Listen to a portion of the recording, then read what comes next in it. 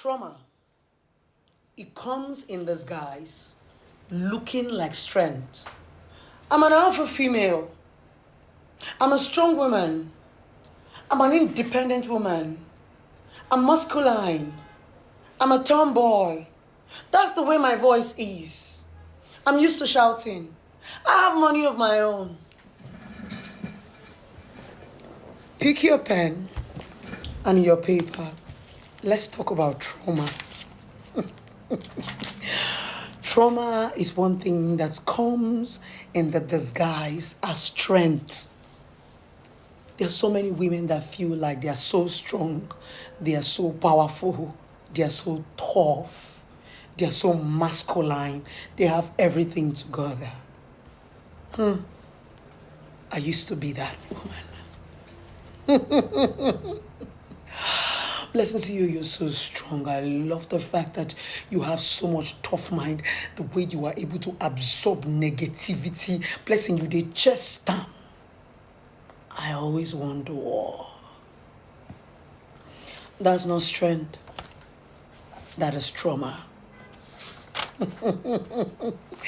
And you know, this thing called trauma comes in different negative ways. And there's one thing about trauma. We have a way of giving it names, beautiful names to suit our prides and ego. I want to focus on the women today. I don't want to generalize. So I want to talk to you as a woman. So you will pick your pen and your paper and you will begin to jot things down.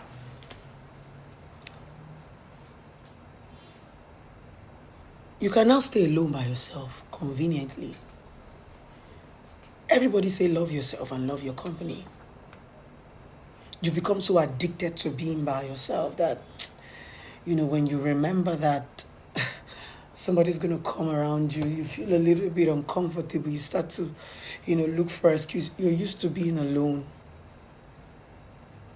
That is trauma. There's a difference between loving yourself and being traumatic. A lot of women are not strong. They are afraid. Women like us, people think that we are very tough. We are so tough for men to break us. We are so tough for people to touch us. That's a lie. We are not tough. The only thing we do is we quickly make money and build walls. We don't even get into the battlefield. We avoid fights. But we build high walls, put barbed wires, put security to scare you away. So we're going to differentiate between the trauma of strength and fear. A lot of women are afraid. They are afraid to face men. They are afraid to face their emotions. They are afraid to face their life. They are afraid to face their child. Some of you don't have a childhood. Some of you became adults at teenage age. Some of you got married as teenagers. Some of you were raped. Yes, you. I love to use myself as a perfect example. I'm a beautiful young girl from a very comfortable home. My parents did not drive me into marriage. But as a young girl, I was too inquisitive that I ran into adulthood at 15 years. That was when I met my ex-husband. I got married at 18 years. I got divorced at 21. I started to battle with life from 21. Now that I am 34.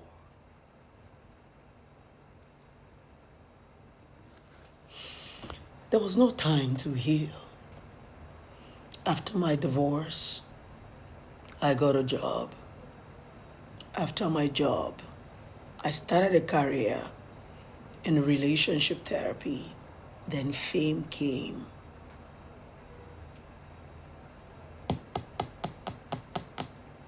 I didn't have the time to love. I don't even have a youth. You know when girls actually sit down and talk about, okay, when I was younger, there was this boy I dated, there was this boy I dated, there was this thing, I don't have it. My youth was taken away from me because I was so inquisitive to grow up so fast. So at 15, I had known a lot. I knew a lot that I did not understand. There's a difference between knowing and understanding.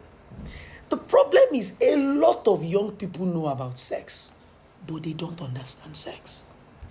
That's why when you want to tell them about sex, they are angry. But when the consequences of sex come, they are paying attention. Talk to them about sex, how to avoid not getting, they will shout on you. Gen Z body. But the moment the repercussion for that sex come, you see them so humble, calling you auntie, calling you mama, because then they are pregnant, then they are infected. Then the implication of sex and the consequences of sex is looking at them in the face.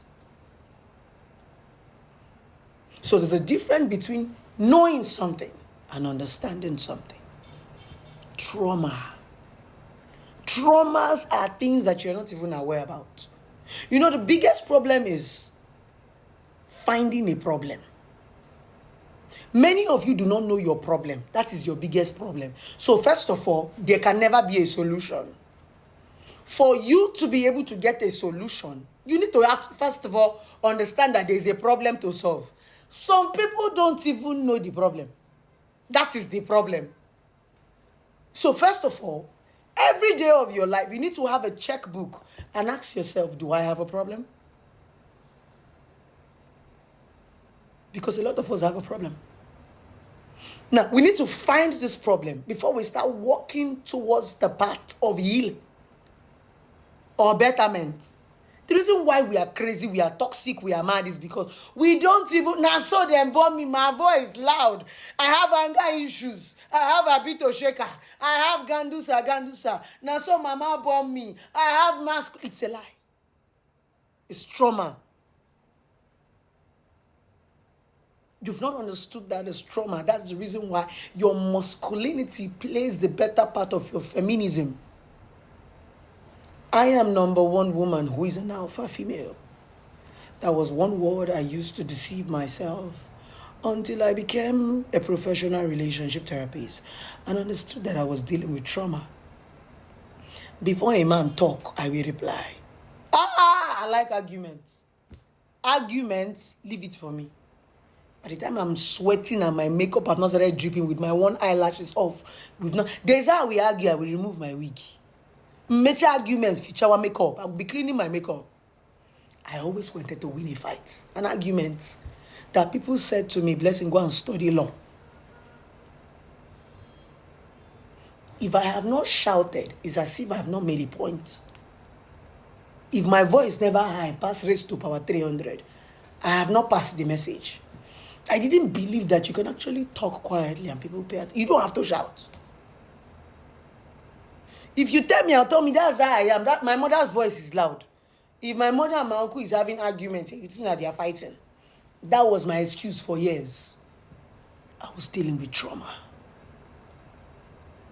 Strong trauma issues. I grew up so fast. I didn't enjoy childhood. There was no childhood.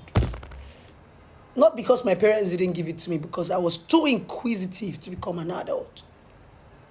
I have accumulated pain that I've not had time to heal. There is an inner baby in me that has been caged. I've never been really vulnerable. After my previous marriage, when I divorced at 21, I lock up. To me, as a relationship expert, heartbreak is a sin. In fact, to me, heartbreak is as if I have failed in my career. I rather fail in marriage than be heartbroken. Yes, because marriage is a cohabitation of two people. Yes, so I can actually know so much about marriage and you know nothing about marriage. So our marriage can scatter. But you see, heartbreak to me, as a relationship expert, heartbreak was a crime. Instead of you to break my heart, I will break up with you. No matter how futuristic the relationship is. Before you break up with me, in fact, I used to wait for breakup. A man cannot break up with me. Like, just give me small red flag. In fact, let me call you 2 times and you don't pick your call, block. We're done. Goodbye. That's why a lot of us are still single. Trauma. Pick your pen.